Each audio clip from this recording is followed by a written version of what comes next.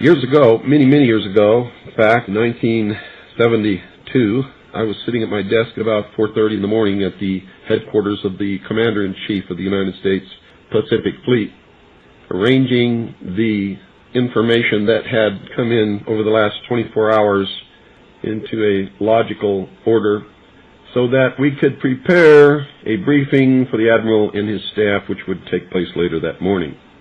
Among the papers I found on my desk was a document entitled Operation Majority, and it was not the entire paperwork involving this operation, but was merely a synopsis of the operation and projects contained under it. One of these projects was called Project Red Light. The purpose, according to this document, was to back-engineer captured extraterrestrial technology for adaptation into the United States space program. Now, I have since come to believe that the extraterrestrial portion of all of this is nonsense, but that the technology is real. I believe that many of us were shown these documents over the years so that later we would talk about it. I mean, how can you keep the existence of extraterrestrials, if they were real, a secret? And how could anyone keep quiet knowing that they had seen documentation, official government documents labeled top secret, that expressed that these extraterrestrials were real and had visited this earth? I wanted to know just how true all of this was, and I began a program of research to find out if extraterrestrials were real. The first thing I did was collect every bit of documentation that I could find, both from the Freedom of Information Act, from the research of others, from books that had been printed on the subject of UFOs, and of course through my network of friends in the intelligence community. What I discovered was amazing. What I discovered, ladies and gentlemen, is that there has been a plan in existence since about 1917, and probably before that, to create an artificial extraterrestrial threat to this earth in order to create a one-world totalitarian socialist government. One of the first documents that I found in my search was this one, the Imperial Japanese Mission 1917, a record of the reception throughout the United States of the special mission headed by Viscount Ishii. And when the Imperial Japanese Mission was in New York City, they had a dinner, and some pretty famous people spoke at this dinner. One of them was John Dewey. John Dewey is the father of our failing, disastrous public education system. Here's what he said. Listen very carefully. John Dewey, professor of philosophy in Columbia University, who was the next speaker, was listened to with great intentness. He said, quote, "Someone remarked that the best way to unite all the nations on this globe would be an attack from some other planet. In the face of such an alien enemy, people would respond with a sense of their unity of interest and purpose." Unquote. Now, bear in mind, folks, that's 1917.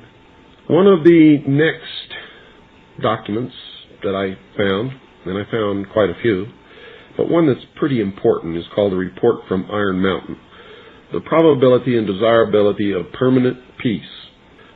Now, I encourage you to find this book, wherever you can find it. I don't know where you can get it, but find it. Page 66. Credibility, in fact, lies at the heart of the problem of developing a political substitute for war. This is where the space race proposals, in many ways so well suited as economic substitutes for war, fall short. The most ambitious and unrealistic space project cannot of itself generate a believable external menace.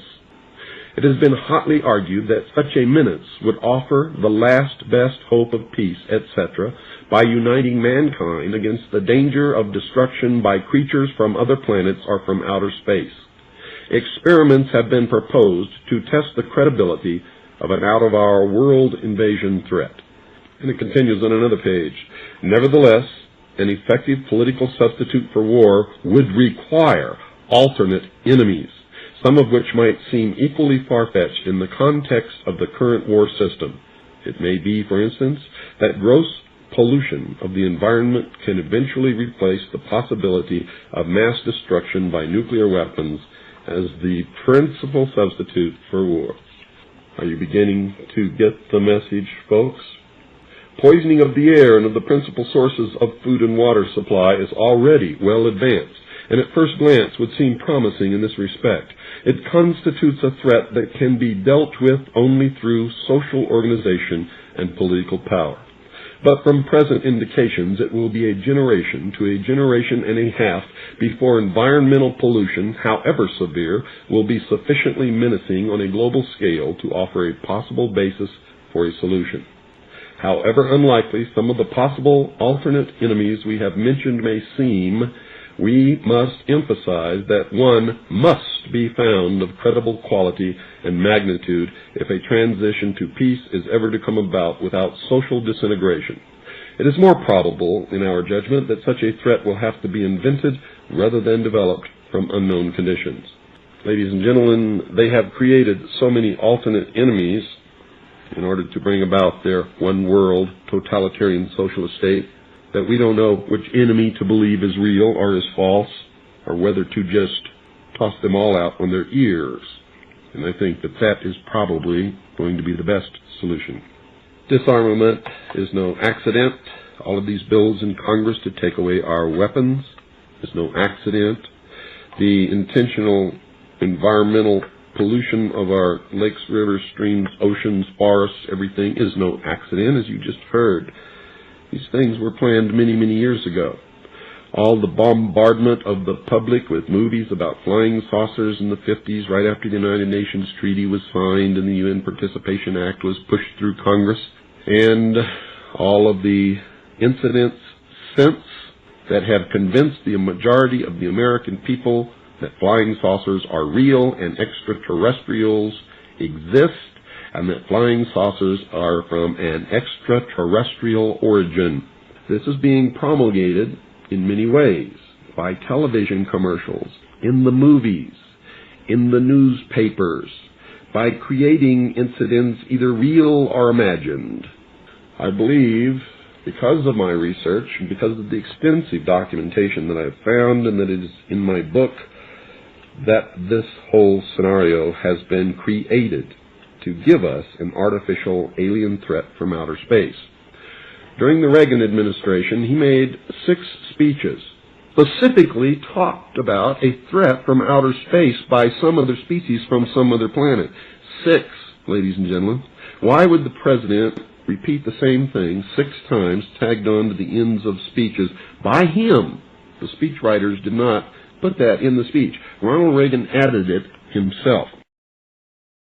Perhaps we need some outside universal threat. I occasionally think how quickly our differences worldwide would vanish if we were facing an alien threat from outside this world. This was a powerful suggestion to implant into the minds of the people of the world that there really is a threat from some other species, from some other planet to this earth. Now, you people out there have been ignoring the UFO phenomenon for too long. It has all the earmarks of the most successful, most sophisticated mind control operation in the history of the world, and you are ignoring it. What better way to implement a plan to bring about a one-world government than to create the possibility in the minds of the people of the world that we are being threatened from some other species, from some other planet, and do it in a way that if anybody questions it or challenged it or wants to talk about it publicly, that they are ridiculed. And the ultimate goal is to make the earth look very small, to present the people of the world with an external threat to this earth, a superior race from some other planet, vastly superior to us in intellect, philosophy, and technology, in order to cause the dissolution of nation-states, the dissolution of all existing religions, and the formation of the world totalitarian socialist government.